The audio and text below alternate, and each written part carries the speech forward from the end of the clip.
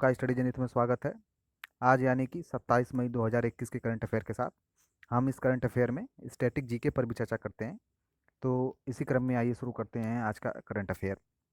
पहला क्वेश्चन है, किस सोशल मीडिया प्लेटफॉर्म ने दिल्ली की अदालत में भारत सरकार पर मुकदमा दायर किया है? तो इसका सही उत्तर होगा WhatsApp. Option C is the right answer. WhatsApp ने जो है हाल ही में दिल्ली की अदालत में भारत सरकार पर मुकदमा दायर किया है।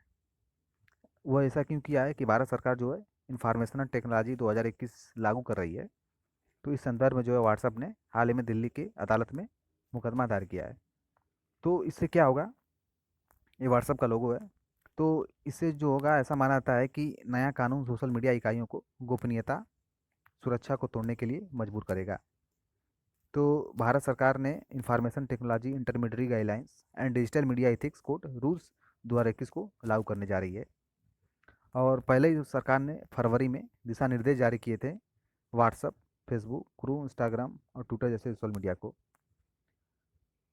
तो आते हैं नेक्स्ट क्वेश्चन पर। हमारा नेक्स्ट क्वेश्चन है, किस मंत्रालय ने 9 दिन वन स्टॉप सेंटर स्थापित करने की योजना बनाई है? तो इसका सही उत्तर होगा महिला एवं बाल विकास मंत्रालय। Option B is the right answer.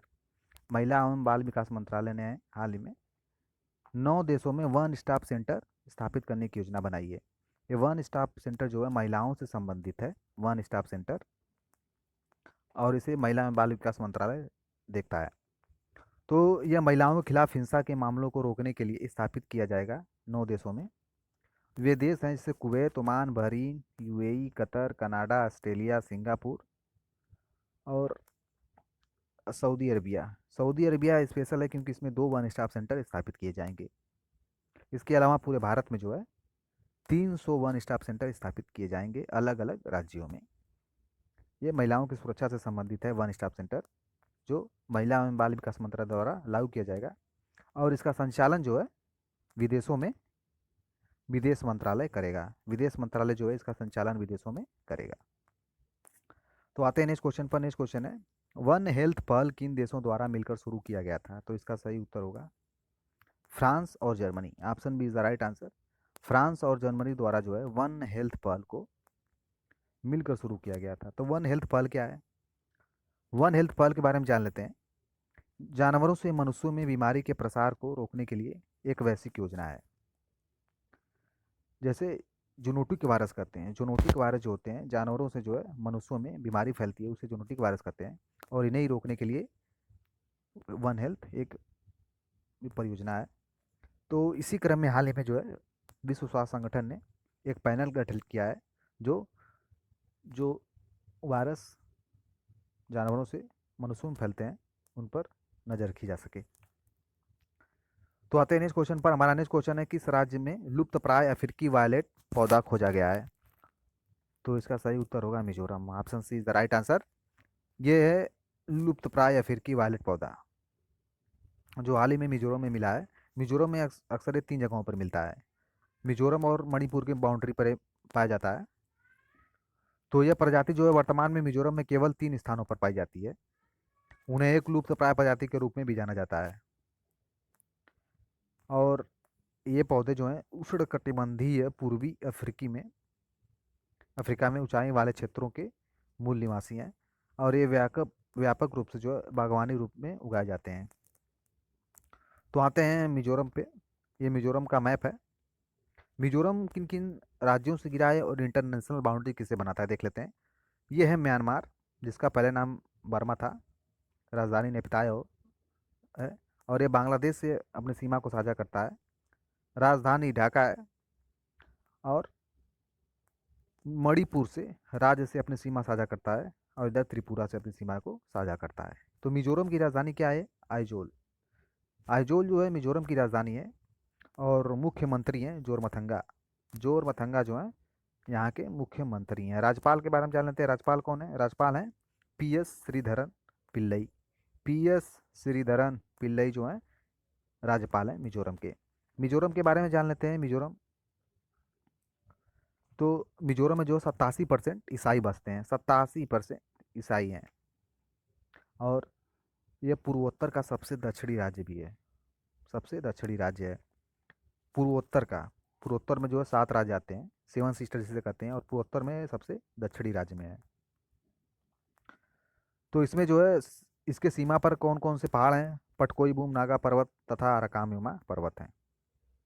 तो ये था मिजोरम के बारे में। आते हैं नेक्स्ट क्वेश्चन पर। नेक्स्ट क्वेश्चन है कि इस अंतरिक्ष एजेंसी ने नई पृथ्वी प्रणाली वेधशाला अर्थ सिस्टम ऑब्जर्वेटरी की स्थापना करने का निर्णय लिया है।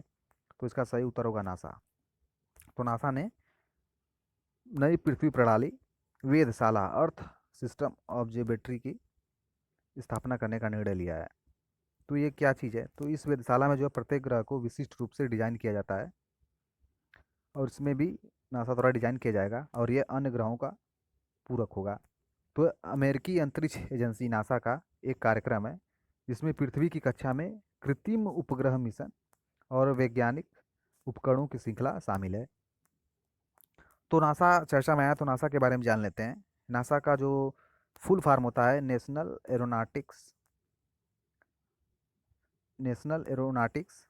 और नासा का जो फुल फॉर्म है National Aeronautics and Space Administration है।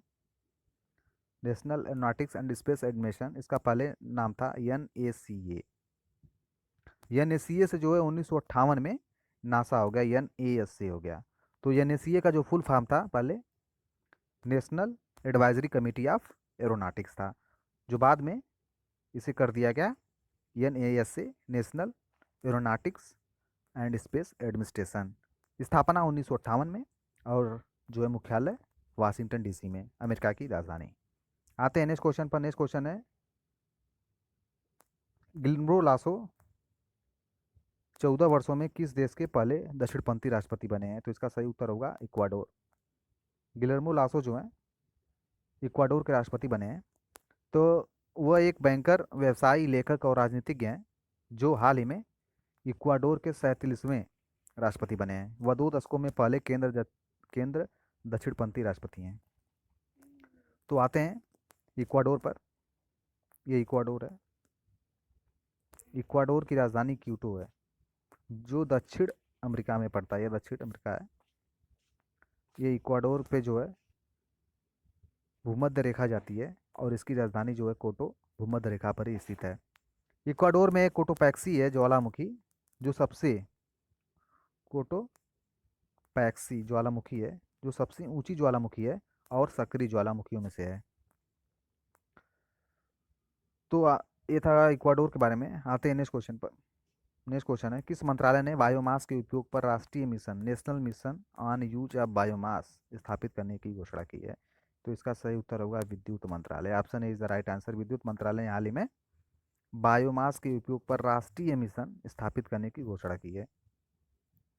तो इससे क्या फ़ायदा होगा? तो इससे फ़ायदा जो होगा कि खेतों में पराली जलाने से होने वाली वायु प्रदूषण की समस्या के समाधान के लिए हल निकलेगा, और यह देश भर में ऊर्जा परिवर्तन में भी मदद करेगा, और स्वच्छ ऊर्जा स्रोत स्थापित करने के उद्देश्य को पूरा करने में भी मदद करेगा।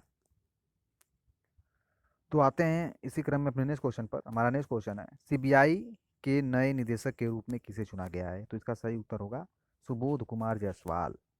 यह है सुबोध कुमार जायसवाल का इमेज। तो इन्हें जो हाल ही में CBI के निदेशक के रूप में चुना गया है। तो इसमें चुनने में किनकी अहम भूमिका होती है? प्रधानमंत्री प्लस विपक्ष का नेता, अगर विपक्ष का नेता ना हो तो सबसे बड़ी पार्टी का नेता, plus chief justice of India. Chief justice of India मतलब सर्वोच्च न्यायालय का न्यायाधीश, मुख्य न्यायाधीश। अगर सर्वोच्च न्यायालय का मुख्य न्यायाधीश उपस्थित ना हो तो सर्वोच्च न्यायालय का न्यायाधीश, तो justice, supreme justice of India कोई भी आ सकता है। तो ये तीनों लोग मिल के CBI के निदेशक के चुनते हैं। तो ये वर्तमान में औद्योगिक सुरक्षा बल के महानिदेशक भी हैं, सुबोध कुमार जायसवाल जी। आते हैं नेक्स्ट क्वेश्चन पर। नेक्स्ट क्वेश्चन है हाल ही में किस संस्थान ने बेंगलुरु स्थित स्टार्टअप को कार्बन डाइऑक्साइड के रसायनों और ईंधन में, जो कार्बन डाइऑक्साइड को रसायनों और ईंधन में बदलने के लिए राष्ट्रीय पुरस्कार 2021 प्रदान किए हैं? तो इसका सही उत्तर होगा प्रौद्योगिकी विकास बोर्ड।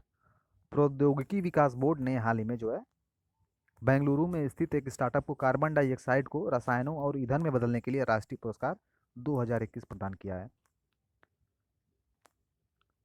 आते हैं नेक्स्ट क्वेश्चन पर। नेक्स्ट क्वेश्चन है कि संस्था ने सूचीबद्ध फर्मों के लिए फॉरेंसिक ऑडिटर नियुक्त करने का निर्णय लिया है। तो इसका सही उत्तर होगा SEBI. S E B I. SEBI ने Security and Exchange Board of India, Security and Exchange Board of India ने हाल ही में सूचीबद्ध फर्मों के लिए फोरेंसिक ऑडिटर नियुक्त करने का निर्णय लिया है। तो ये क्या करता है ऑडिटर? फॉरेंसिक ऑडिटर या आर्थिक क्षति गणना, दिवालियापन, दिवाला, धन शोधन, कर धोखाधड़ी, प्रतिभूति धोखाधड़ी, व्यवसाय मूल्यांकन और कंप्यूटर फॉरेंसिक की तलाश करता है। तो फॉरेंसिक ऑडिटर का काम है कि सेबी के जो है ऑडिट करने में मदद करे। तो ये था आज का करंट अफेयर। धन्यवाद आप सभी लोगों का हमारे साथ बने रहने के लिए। Thank you.